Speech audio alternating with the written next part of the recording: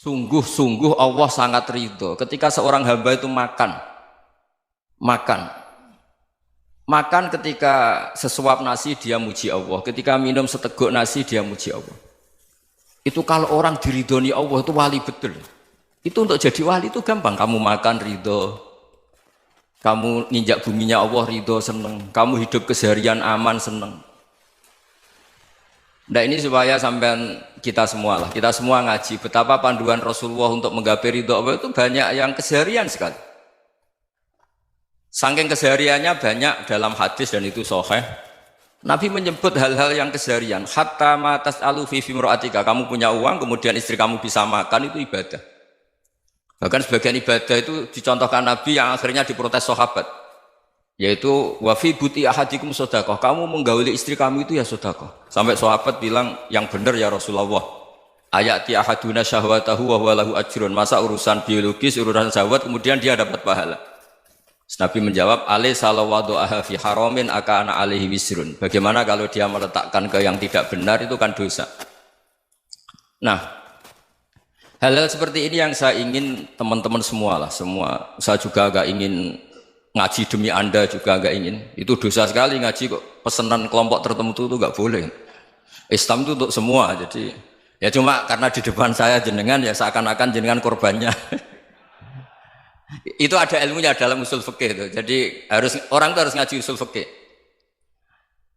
Nama yang disebut, mungkin Mas Sufyan masih ingat zaman ngaji usul fikih. Nama yang disebut itu tidak jaminan sebagai prioritas perintah. Jadi misalnya gini, kebetulan yang di depan Nabi itu Abu Dzar. Nabi ya bilang, ya Abu Dzarin ini uhibbuka misalnya, atau ya Mu'ad ini uhibbuka, atau ya Abu Hurairah ini uhibbuka misalnya. Banyaklah riwayat yang Nabi nyebut ya Abu Dzarin, ya Mu'ad, ya Abu Hurairah. Kemudian misalnya Nabi meneruskan khitab, ini uhibbuka, saya mencintai kamu, fakul dubur sholatin, atau sebagian riwayat disebut fala tada'anna dubura kulli sholatin, Allahumma inni ala dzikrika wa syukrika wa husni ibadatik. Saya mencintai kamu, siapa saja, Mu'ad bisa, Abu Dzar bisa siapa.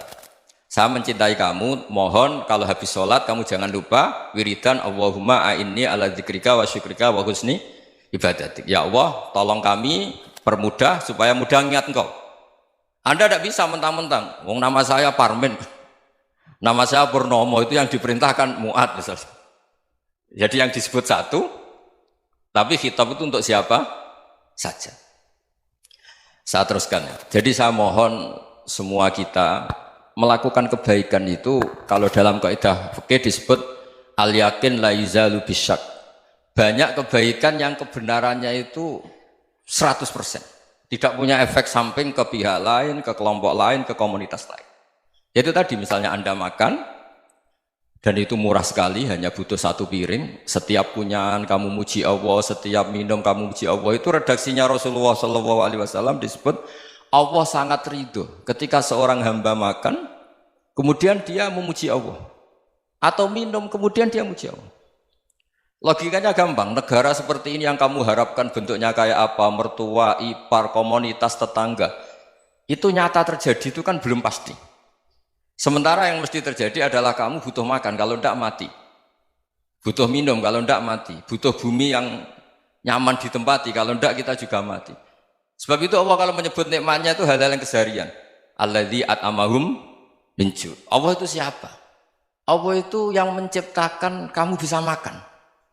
Tidak berlebihan, Allah itu yang menciptakan kondisi sosial itu ideal. Zaman Nabi itu ya ada orang munafik. Orang-orang pilihan Allah itu juga diuji orang sekelilingnya yang macam-macam. Semua diuji sesuai konteks zaman dan waktu. Nah, tapi ada ibadah-ibadah yang selalu disarankan Nabi. Sampai Nabi itu pernah ditanya, ayul islami khairun ya Rasulullah, Islam terbaik itu gimana? Jawaban Nabi itu unik. It'amut to'am, Islam terbaik itu ya makan-makan, jangan santai-santai. Ketika Allah menyebut beberapa kebaikan, falak tahamal aqobah, wa ma adrokan apa? Mal aqobah. Terusannya apa? Fakku rokobah. Terusannya apa? Au it'amun fi yaumin di masubah. Ya itu acara makan-makan itu juga Islam. Kenapa? Ya bayangkan kalau tidak ada makanan, kita mati kan? Kondisi sosial tidak ideal itu Anda masih gak apa-apa, tapi kalau Anda tidak makan, Anda tidak minum, Kamu punya istri cerewet masih bisa hidup, punya mertua cerewet masih bisa hidup. Tapi kalau tidak makan bisa mati. Berarti penting mana istri sama makan? Penting mana? Makan. Semoga istri Anda dengar, nanti kamu disuruh makan tapi pulang deh. Itu kalau dibahasakan makan masih memahami. Penting mana nasi satu piring dengan istri. Nggak ada nasi mati, nggak ada istri belum mati. Penting mana? Gak berani jawab kan? Nah, ternyata Anda ada garang kan di depan istri. Jadi saya mohonlah, mungkin Mas Sufyan Sauri tadi yang bisa bantulah. Teman-teman tuh ngaji yang keseharian saja.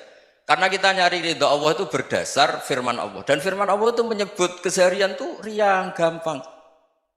Yaitu tadi misalnya wa min ayatihi manamukum billaili wan nahar. Termasuk ayat-ayat Allah itu kamu tidur.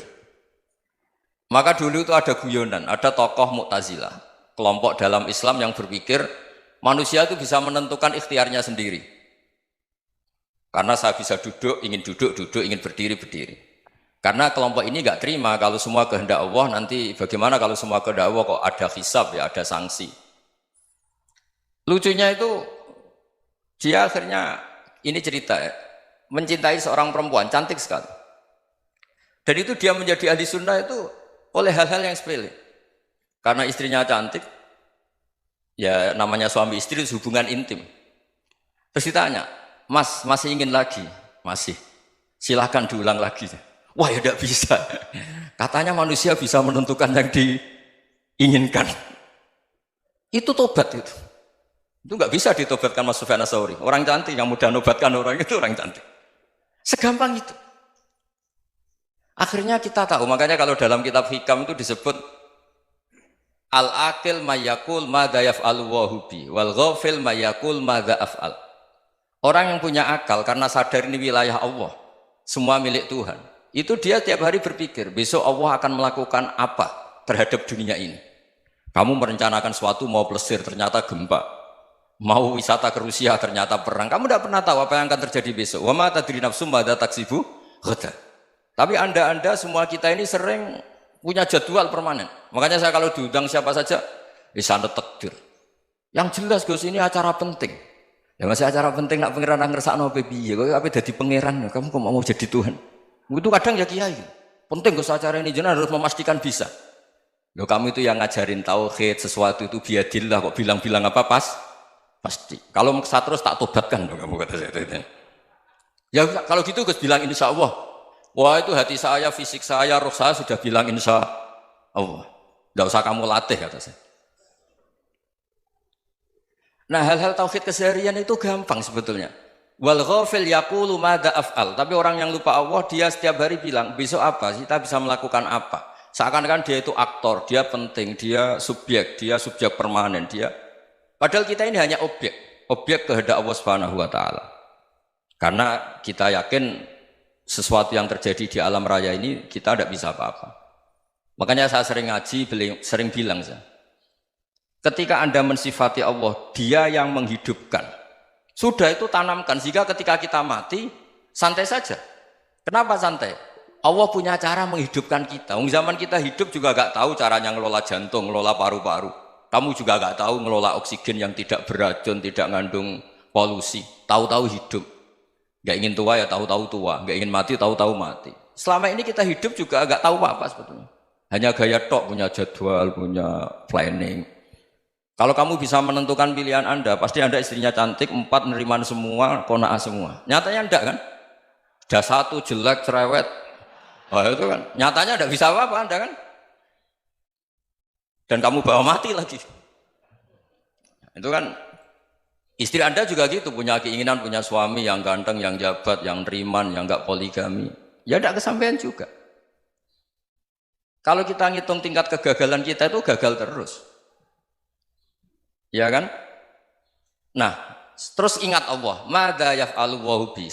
Orang yang punya akal selalu berpikir Allah itu menghendaki apa terhadap saya. Lalu sama-sama orang melihat orang yang serius, itu kata Anda itu pemikir berat, serius. Senang punya tokoh yang merengut karena kamu anggap serius. Tapi sebagian orang anggap orang yang serius itu wong merengut, wong masam, wong muka kok ditekuk. Jadi sama Itu hati, ya muqallibal qulub tsabbit qalbi ala dini. Karena kita nggak tahu cara berpikir kita tentang orang lain, tentang sekeliling kita. Misalnya kita orang baik yang jenis ngrumat fakir miskin. Ada orang bangun masjid mewah itu janggal. Apa artinya masjid mewah kalau banyak orang kelaparan? Tapi kalau yang jenis pendidikan apa artinya masjid mewah kalau tidak bisa ngaji? Nanti yang jenis infrastruktur apa artinya ini kalau semuanya punya sudut pandang yang berbeda-beda. Dan Islam mengapresiasi semua kebaikan. Tapi katakan semua kebaikan itu adalah kehendak Allah Subhanahu wa taala. Karena apapun baik Anda itu pakai fasilitas yang diberikan oleh Allah Subhanahu wa taala. Sehingga ini yang disebut kulillah sumadarhum fi khawdihim yal'abun. Ya kembali tadi ke tema-tema bahwa keseharian Anda ini sudah Islami. Saat Anda tidak bisa melakukan apa saja. Saya sering ada jenazah, biasanya kalau tetangga meninggal saya sering disuruh ngelepas. Saya bilang orang ini baik karena sering ngelamun di rumah, sering nganggur di rumah. Ditanya sama anaknya, kenapa Gus nganggur baik? Ya kalau dia nganggur artinya juga agak berbuat sesuatu yang maksiat kan? Ya kan? Orang nganggur di rumahnya ya tidak bunuh orang, tidak maling, tidak korupsi, ya namanya nganggur di rumah. Lah cuma istri cara pandang nganggur gak menghasilkan uang gitu. Tapi juga gak menghasilkan kriminal kan? Jadi sebenarnya Islam itu makanya kalau sampai ngaji usul fikih itu ada kitab usul fikih namanya Lubul Usul, itu terkenal sekali di pesantren itu. Itu kalau ngapresiasi keseharian itu luar biasa. Izma min mubahin illa wa yatahaqqaqu bihi tarku haramimma. Karena keseharian yang mubah saat Anda lakukan itu ada kehebatan yang luar biasa, yaitu meninggalkan haram. Makanya dulu banyak orang-orang alim ketemu temannya itu guyon sampai semalaman. Itu biasanya yang semangat Islam itu kiai kok udah tahajud, kiai kok udah witir. Orang yang sedang mapan uangnya banyak, malam itu tidak kelayaban itu sudah luar biasa. Melawan nafsu supaya tidak maksiat itu sudah luar biasa. Supaya lupa guyon sama temannya semalaman sampai subuh. Gojlok-gojlokan ngenang zaman miskin, zaman kuliah nggak jelas, zaman apa. Melihatnya jangan tarkut tahajud. Seperti ini meninggalkan tahajud, tapi meninggalkannya ini talkul muharramat. Jadi kayak apa hebatnya? Sehingga Imam Ghazali punya riwayat yang agak unik. Hatta takuna ibadatu akhiri hadil ummah iku an-naum. Sehingga suatu saat ibadah terbaik umat ini itu tidur. Itu kan riwayat kontroversi. Ketika Imam Ghazali ditanya, kenapa iya? Kenapa kamu mulai keluar dari rumah itu sudah banyak maksiat? Melihat perempuan yang enggak mahram, melihat fenomena. Tapi kalau kamu tidur itu enggak melihat apa-apa. Tapi juga kamu jangan menganggap tidur itu ibadah betul. Saatnya melakukan fardu ain malah masih tidur. Tapi itu sudut pandang yang menjadikan kita Islam itu gampang. Jadi saat Anda tidak bisa aktivitas apa-apa, misalnya ada beberapa orang yang lumpuh. Lumpuh itu memang nggak bisa Jumatan, nggak bisa ibadah, tapi dia juga nggak bisa maksiat. Tidur itu memang Anda saat itu tidak bisa tahajud, tidak bisa witir, tapi saat itu ada zina, ada maling, tidak gosipkan orang, tidak bully orang, tidak menanamkan kebencian, tidak hasud. Sehingga tidur menurut Allah Ta'ala wa min ayatihi manamukum billaili apa? Wan-nahar. Karena di tidur itu selain ada unsur istirahat, jaga kestamina, juga ada unsur meninggalkan beberapa keburukan. Nah saya mohon ibadah yang keseharian ini kita jaga. Supaya kita semua baca ayat itu fasih. Fasih itu tertanam di hati. Allah itu siapa? Alladzi at'amahum min ju'i wa amanahum min khauf. Dan Allah kalau cerita di Quran itu anna sababnal ma'a sabba tsumma syaqqaqnal ardha wa syaqqa fa ambatna fiha habba wa inaba wa qadba wa zaituna wa nakhla wa hadaika hulba. Kamu tahu saya ini siapa kata Allah? Saya ini adalah Tuhan yang menurunkan air. Kemudian ada tanaman banyak. Habba wa inaba wa qadba, ada zaitun, ada tin. Kalau orang Jawa mungkin ada tela, ada padi, ada mangga, ada pisang. Sudah. Wa inaba wa zaituna wa nakhla wa hadaika hulba. Ada perkebunan yang lebat. Tujuannya apa? Mata Allahkum, silahkan kamu pakai, kamu nikmati. Tapi karena kadang kita ini punya ide-ide besar. Tadi untuk syukur saja nunggu punya istri riman, rumah baik, tetangga baik, komunitas baik, semuanya baik baru syukur.